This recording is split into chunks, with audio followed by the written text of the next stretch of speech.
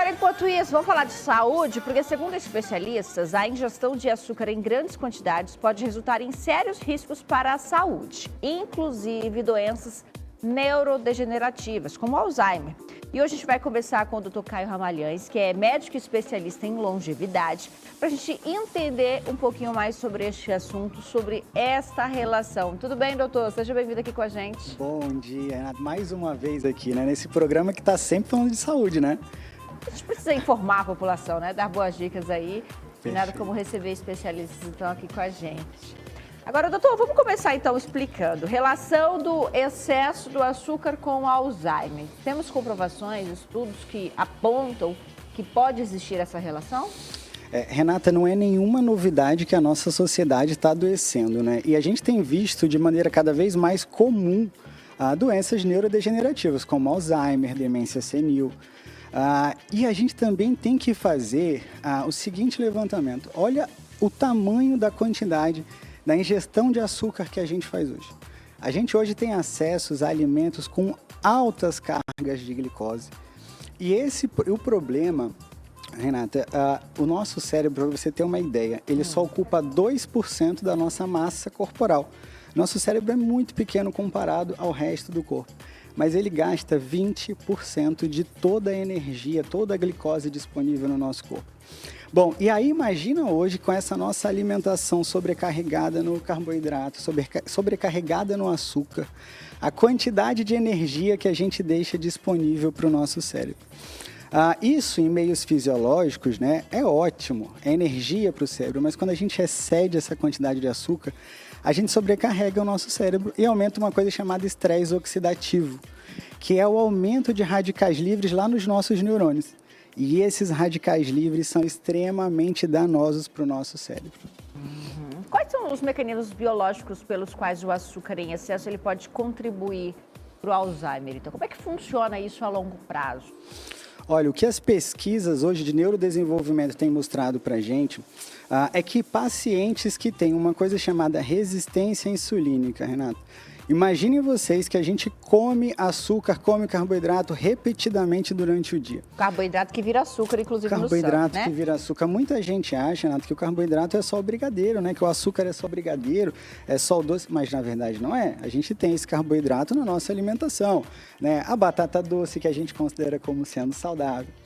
Só que quando a gente faz essa alimentação de 3 em 3 horas, repetidamente, aumentando a quantidade de glicose no nosso corpo, o nosso corpo responde a isso, Renato, aumentando e criando resistência a um hormônio chamado insulina. Para você ter uma ideia, todas as vezes em que a gente come, esse nosso alimento ele vai ser processado, digerido, e ele vai chegar na nossa corrente sanguínea através de um processo chamado gliconeogênese, que é a formação da glicose, e essa glicose liberada no nosso sangue.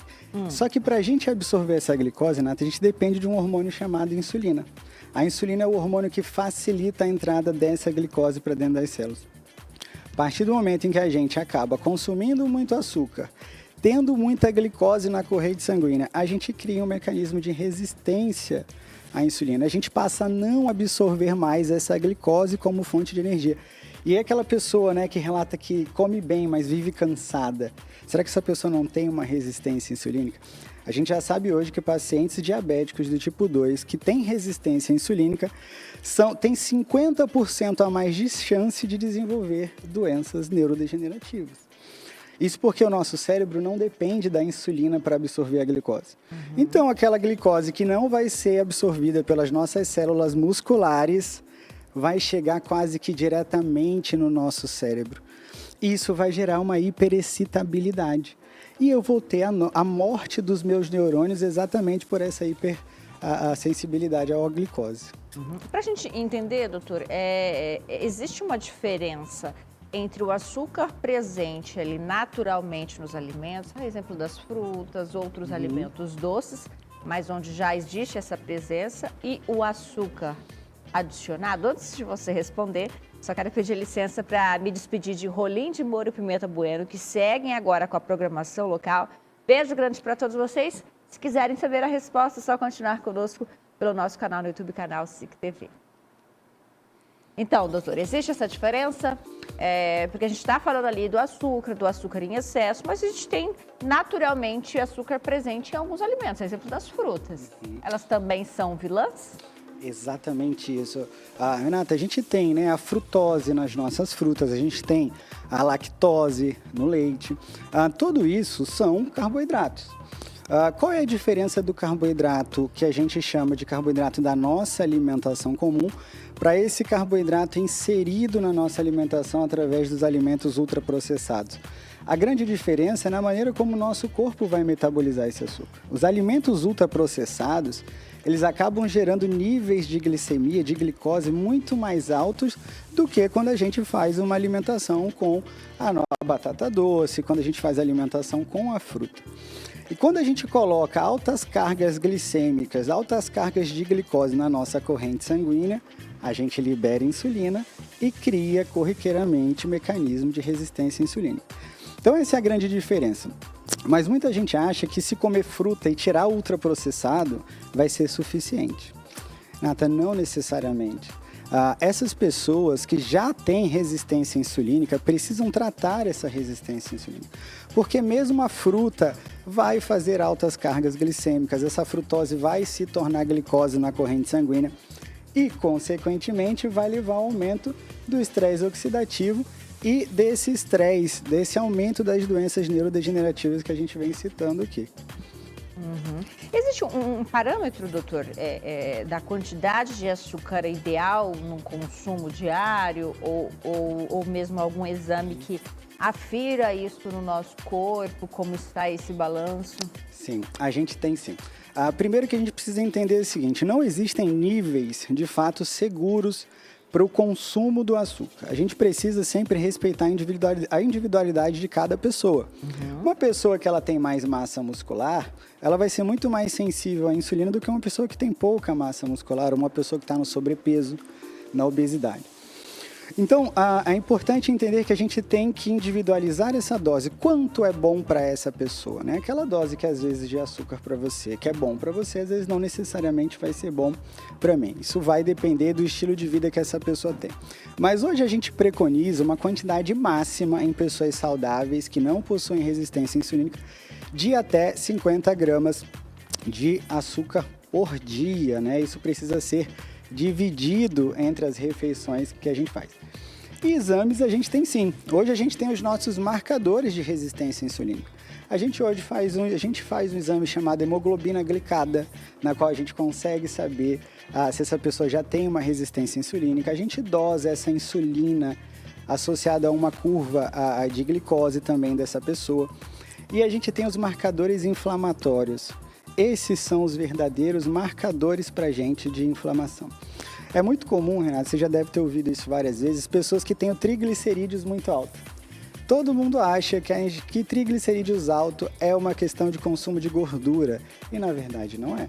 Triglicerídeos aumentado está relacionado à resistência insulínica. O nosso corpo produz o triglicerídeos em decorrência dessa resistência insulínica. O ideal, a gente sabe, doutor, que seria ali fazer um acompanhamento preventivo, de rotina. Mas para quem não teve esse despertar ainda, que sinais o corpo vai apresentar que eu preciso buscar um especialista para mudar este comportamento e para reverter os danos que já foram gerados para o meu corpo do excesso em açúcar? O corpo costuma apresentar sintomas? Apresenta, né? O primeiro é o cansaço, né? Se eu tenho resistência insulínica e eu não absorvo a glicose como fonte de energia, então meu corpo não tem energia para gastar. E eu vou me tornar aquela pessoa que corriqueiramente está cansada. Segundo fator que a gente pode ter os sintomas, então, cerebrais dessa sobrecarga, dessa hiperexcitabilidade do açúcar. Eu posso ter, então, as falhas de memória, aquela pessoa que tem os lapsos de memória curta, aquela pessoa que sente muito sono depois de uma alimentação, isso é o mais comum. Aquela pessoa que não consegue treinar em jejum, aquela pessoa que sempre relata, olha, quando eu estou em jejum muito tempo, eu acabo me sentindo mal, eu tenho tontura, eu tenho mal-estar, eu tenho enjoo. Todos esses são sintomas sutis de resistência insulínica. Muito bem, quero agradecer a sua participação, viu, doutor? Quem quiser te encontrar, saber um pouco mais sobre o seu trabalho e até realizar um trabalho preventivo em prol da própria saúde, como pode te encontrar?